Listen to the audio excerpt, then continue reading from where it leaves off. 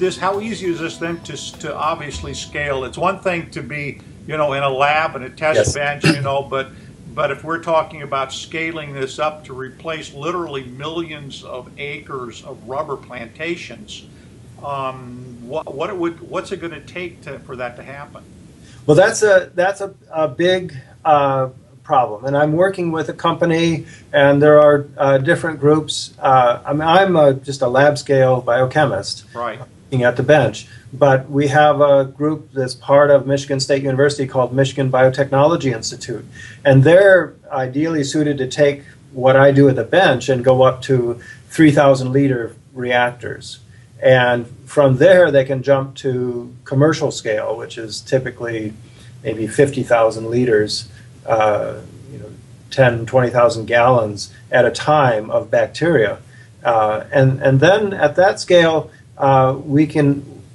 it's possible to estimate the price would be very competitive. In fact, would outcompete rubber from trees. So what you do, you've got the bacteria, they produce the isoprene, which is in the form of, I assume, a vapor? Well, it's a gas. The boiling point is about 86 degrees and Fahrenheit, 32 Celsius. And so we often will liquefy it, but keep it in a container that will keep pressure on so it stays as a liquid. And then you ship that to the tire companies. Already they do make some tires from isoprene from oil.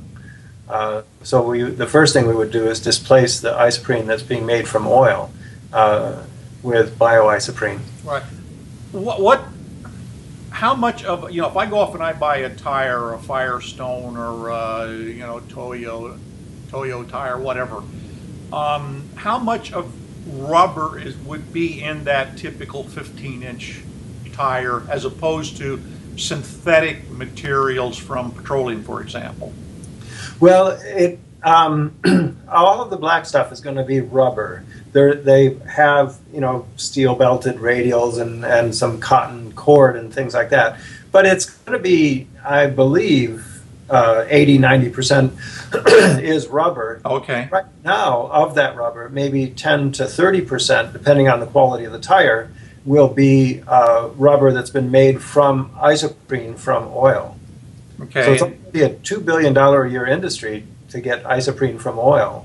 But what we're going to do now is make it biologically instead of from... And replace that, right. So we still are going, how much rubber, I guess, how much rubber are we still going to need, the latex from the...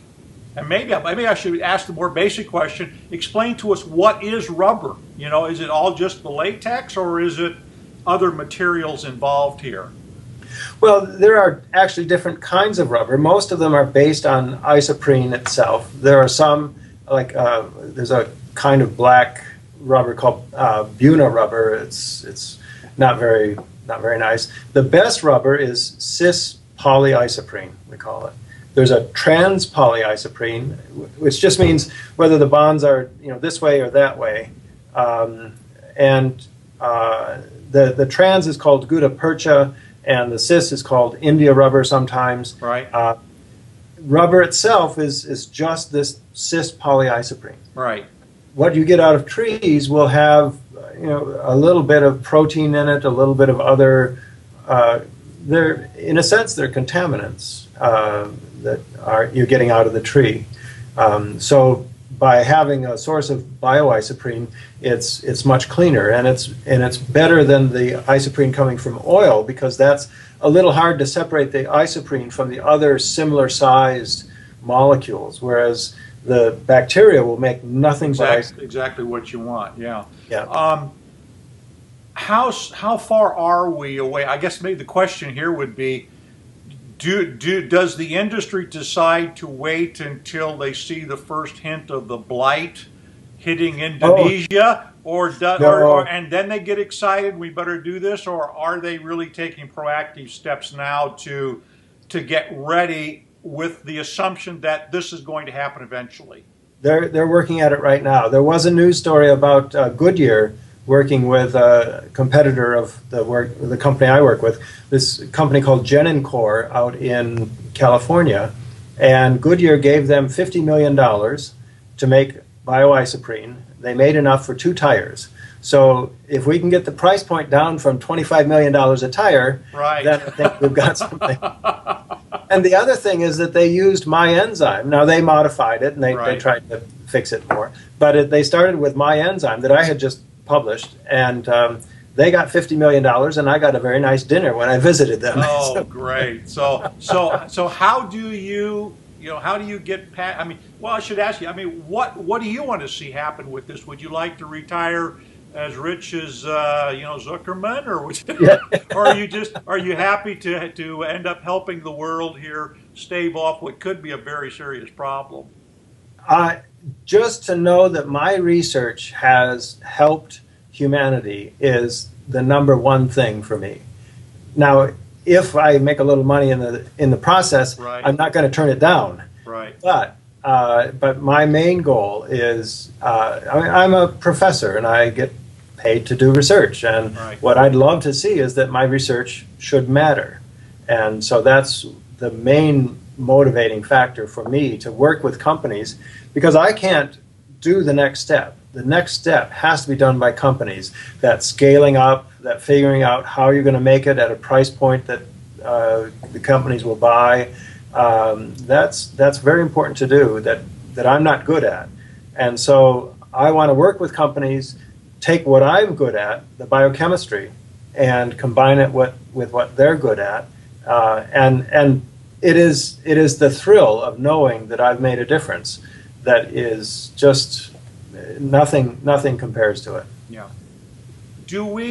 What happens to all those rubber plantations if you succeed and you get competitive? Do they simply go away? Do we have, I mean, is there enough, at the moment, growth in, automobiles and motorcycles and all the stuff that we use rubber for, to absorb, the bio-isopremes that you'll be producing, and those farms will continue to produce, or do they gradually begin to shift to something a bit more sustainable, or back to whatever the natural forest was at the time, and we see more of this begin to take over? I think there will be a combination of things. So if you imagine China, the demand for cars, and therefore the demand for tires in China, is just going through the roof. So the amount of rubber we need is increasing a lot. And if we did nothing but supply the extra isoprene needed for the extra rubber, that would still be a huge thing. The rubber plantations are continually pushing into areas that are less than ideal for rubber. The best places probably are already taken. Yeah. And so if some of these places that aren't as good, maybe up the mountainside, they go back to something else so that you don't have as much erosion. Those areas would be good to plant with palms. And the palms, you can make palm oil, and from that you can make jet fuel. So you could go into bioenergy. There will be a lot of need for growing plants in those areas. I don't think we will, we certainly won't eliminate the rubber tree industry. I'm sure of that, and I don't think we'd even cut it to 1/2. And it isn't my goal to eliminate it at all. But I think by having more than one source, you have rubber trees, you have bio-isoprene, you have oil-derived isoprene, then if any one of those gets into trouble, you have places to fall back. Right. I thought it was interesting you were mentioning Fordlandia, which was Henry Ford's attempt to build a model community, worker community, in the middle of the Amazon jungle, and that, of course, proved to be a disaster. I think it finally folded something like about 1945. Yeah. But he'd been pursuing. He actually hired Thomas Edison later in Edison's life to look at this issue, and I think Edison had sort of narrowed down to a milkweed plant or something like that he was looking to come up, because the concern in the 1930s was, Japan had invaded China, there was a threat to the rubber plantations that had been built in in Southeast Asia, and that would of course impact U.S. defense, preparedness, and industry. So he was attempting to find something. I don't know if he ever succeeded at that. I think I believe the museum at at East Orange, or is it West Orange? I can't remember now. New Jersey actually has one of the plants that he grew and experimented. It's a huge, long thing that they preserve somehow or another. I'm just wondering, is there any kind of fruit in that particular research, or you've really gone, it looks to me, even beyond trying to find a sap and going, in fact, back even deeper into the genetics of this thing and coming up with the more basic chemical? Yes, that's what I've done. Now, people have tried to get plants, dandelions even, they have that milky sap, and the milkiness is latex. It's generally of poor quality. The length of all the things hooked together is not as long. So although people have been trying to get an alternative, for the most part, the classical rubber tree is the one everyone comes back to again and again. But rubber played a big role in political issues and military issues during World War II especially. And the Germans had no access to high-quality rubber, and they used gutta percha, I believe, and it was much lower quality, and made a difference. Yeah, made a difference. Up to the war effort. Great. Yeah. So what happens next? You've announced that you've succeeded with doing these bio-isopremes now. So what happens next at the lab? So we have to improve. We know some of the weak points biochemically, and we have to make a few improvements in some of the enzymes and get them getting the bugs, the production up higher. We have a goal for, if we can make them produce at this rate, then we will be commercially viable. And then pretty soon I'll be out of it, and the chemical engineers will take over and we'll develop a plant. We would do the scale up, so soon we'll have the bug that we think is good enough, and then we'll scale that up and see how that bug grows in large vats, then build the large vats and start making isoprene. Okay, and what can you use? What feedstock could we use? Could you use sewage waste? I mean, there's been talk about doing that to make hydrogen and things of that nature. Or do we have to feed them expensive corn sugars to make that work? We're going to start with expensive corn sugars, but that's another thing that I will work on, is how to get plants that are better sources and try to separate out that tension between plants making food and plants making precursors to chemicals we need or for biofuels. And I have projects on that as well. So that's where I will move. And what I would love to see is where you take just plant residue and have it broken down simultaneously by one organism, and the breakdown products converted to isoprene by another organism, all in one big vat, and then collect the isoprene off the top.